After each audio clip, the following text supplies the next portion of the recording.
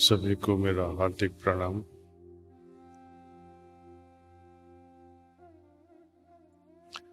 आज के ध्यान के बाद लगता है बहुत लोग आगे पहुंच चुके हैं। अच्छी बात है एन भाई। Congratulations to those who are making difference in their spiritual journey. हम लोग बहुत आगे आ चुके हैं। कई लोग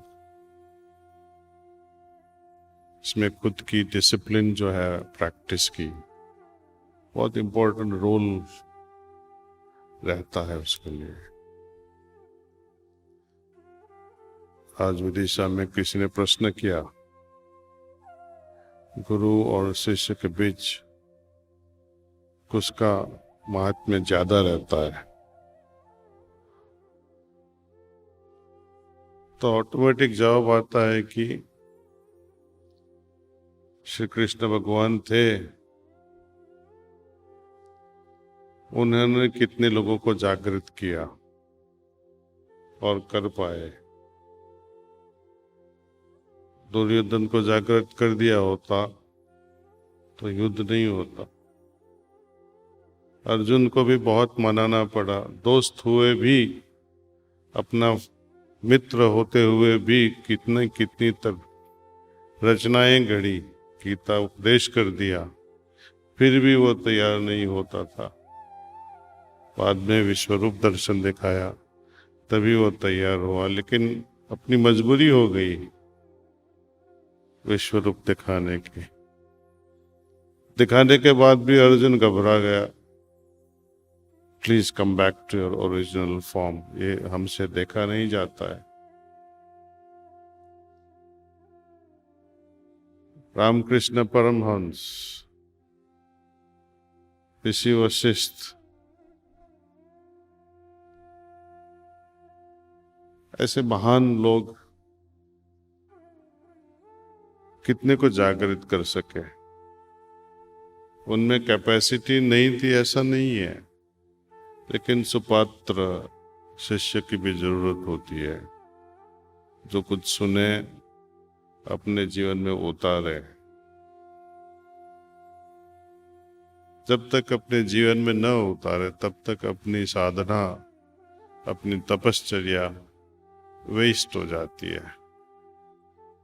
अच्छे संस्कार बनते हैं लेकिन वो सरफेस पे रह जाते हैं।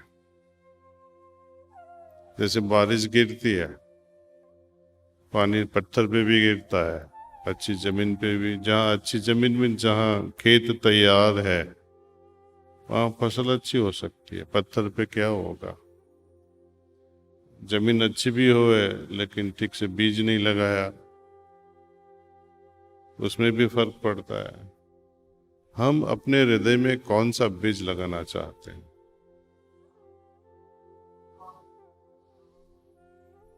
ये जो बीज है कैसे कैसे लगा सकते हैं? अपने संकल्प से।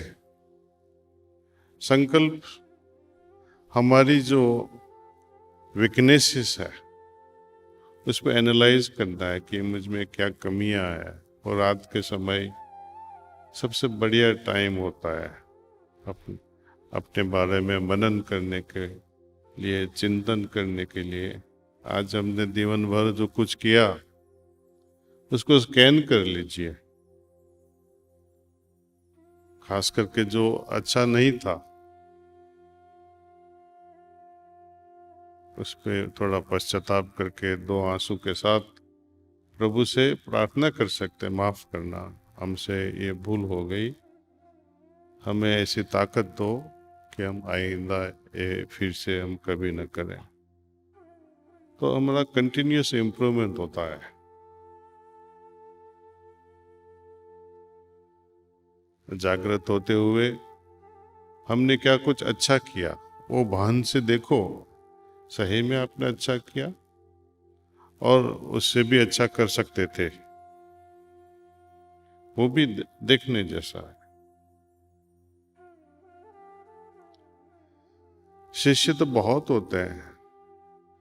कई लोग क्यूरियोसिटी लेके आ जाते हैं, अच्छा भी लगता है।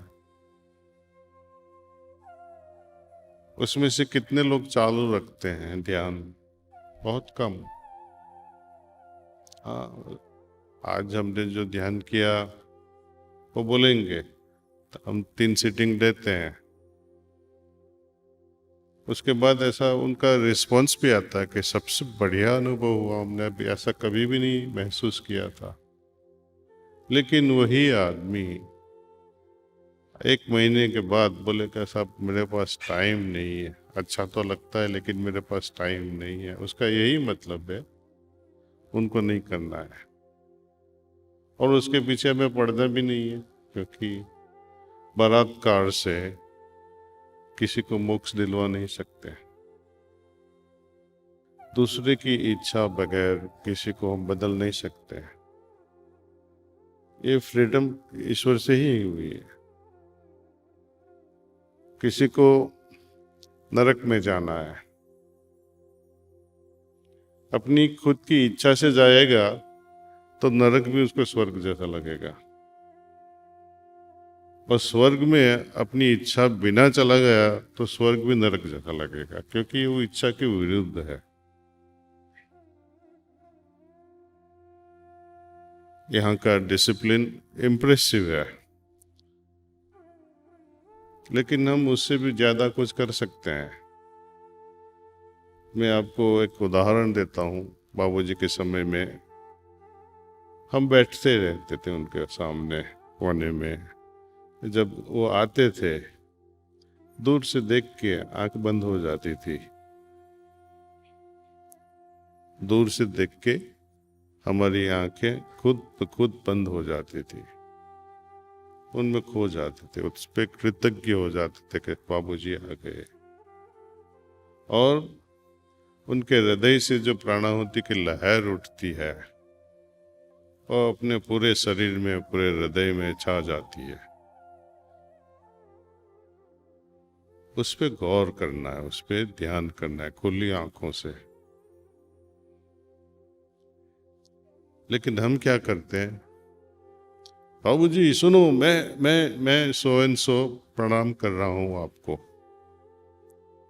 इस बाबूजी सुने नहीं तो आप चिल्लाओगे, मालिक प्रणाम, मालिक प्रणाम। इसमें ही टाइम बर्बाद हो जाता है। आपको वो लहर जो प्राणाहुति की आती है कब पता चलेगा? आप बिजी रहे जोर से शोर मचाने में। सुनो सुनो, मैं आपको प्रणाम कर रहा हूं, वो उनको भी आप डिस्टर्ब कर रहे हो। कई लोग पांव छूते हैं। अपने देश की ये प्रणाली का है, ठीक है, अपने बुजुर्गों से करो, अपने माँ बाप से करो। सहज मार्ग का ये जो रीत है बहुत अद्भुत है। हृदय से करो, हाथ से नहीं। हाथ से करो और हृदय में भान नहीं है, हृदय में प्रेम नहीं है, तो हाथ ठठुले रह जाएंगे, उसमें कुछ मजा नहीं आएगा। और हृदय से प्रणाम कर दिया, आंखें झुक जाती है, तो हाथ उठाने की जरूरत भी नहीं पड़ती है। तो आप बहुत समझदार लोग हो, please try to implement this high level of discipline. हमारे भले के लिए है।